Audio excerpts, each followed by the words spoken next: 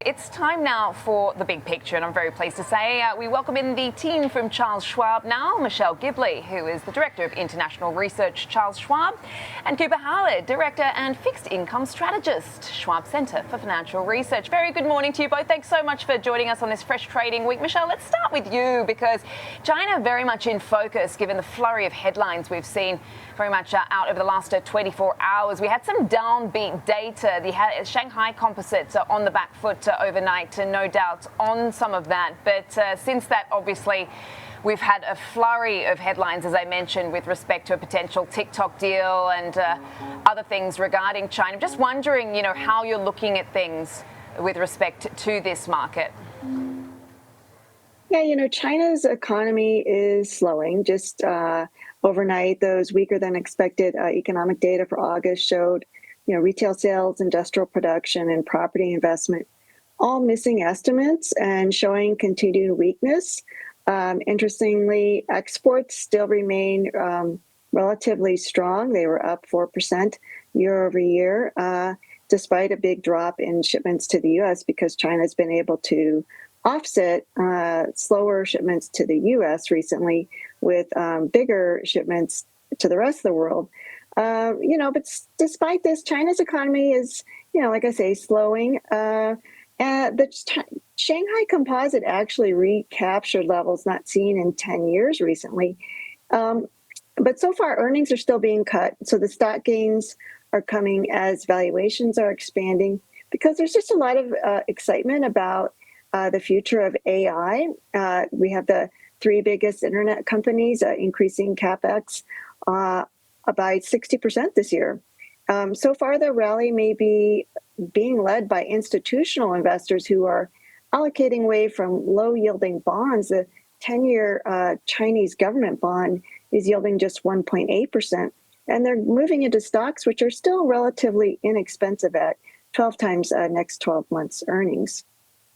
Yeah, it's fascinating what we're seeing on that Chinese 10-year government bond. I mean, it has very much ticked up, I believe, for 1.8% or so right now. I remember speaking to analysts at the start of the year who were thinking it could hover around 1% or even go sub-1, given the lingering sort of confidence deficit right now, particularly with the sort of disinflationary trends that China has experienced. So that's a really important point that you highlight, Michelle. I just want to get over to Cooper now with respect to, his fixed income hat ahead of this big decision come Wednesday. Things look a little bit quiet on that front right now. We've got the 10-year US yield at 4.04 right now. But what do you expect as far as how the bond market is likely to react come Wednesday, Cooper?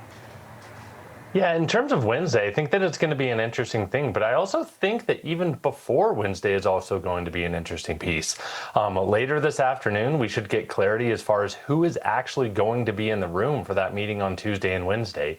So there's question marks over Stephen Myron, there's question marks over Lisa Cook, if they're going to be allowed in it. So I think that even before the actual kind of release of what we're expected to see on Wednesday is going to be an interesting thing to follow. And then fast forward a little bit to Wednesday, our expectation, Sam, is that they are going to cut by 25 basis points. That's largely priced into the market. Now, there is a little bit of a probability that they cut by 50 basis points. I think it's too early to do that. We did see headlines from President Trump calling for a big cut this week. He obviously has been out there in the camp of calling for much lower Fed funds rate. But in addition to where the Fed funds rate goes at this meeting, I also think what's very interesting is where does it go after that? Where does it go for the rest of the year? Now, the market is pricing in it getting lower to about 3% by this time next year. We do get the dots in the SEP plot, or the dots plot in the SEP this meeting. I would not be surprised if they do not get down to that 3% price target or price level on that. So I think that will be an interesting thing to see. How does the market and the Fed diverge on that?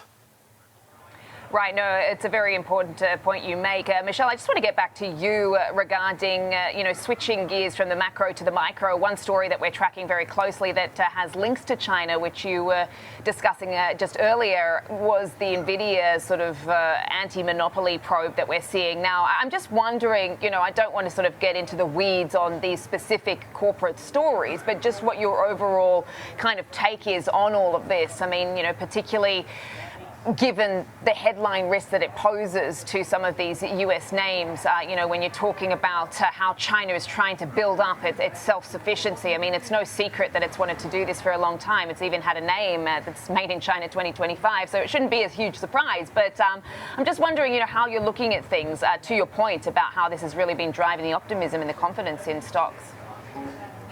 Well, I think this is, related to the potential for a trade deal between the U.S. and China. And, so far we've had a push out of the deadline for China. It's November 10th for, the trade deal. And China's actually, got some ability to have their own. We've seen this with the rare earths. They have some ability to stand up for themselves and push back on some of these tariffs. But we'll see how that all plays out. China's, like I said, their exports have been doing better than expected, and the tariffs are actually potentially lower than expected as well. If you look at the 30% increase, 30% increase in tariffs on China, it's about 42%, and that's about similar to the transshipment rate of 40%. So right now, it doesn't really make a lot of sense for companies to try to move when there's so much uncertainty. And really, China, in terms of manufacturing, really has strong supply chains, and it's really difficult to duplicate elsewhere. Yeah, and obviously that's really important to highlight, given the Apples, the Nvidias and the Teslas of the world are all doing business in this key market. Michelle Gibley, Director of International Research at Charles Schwab, thank you so much for your time, and also to Cooper Howard, Director and Fixed Income Strategist, Schwab Center for Financial Research. I appreciate both of your insights.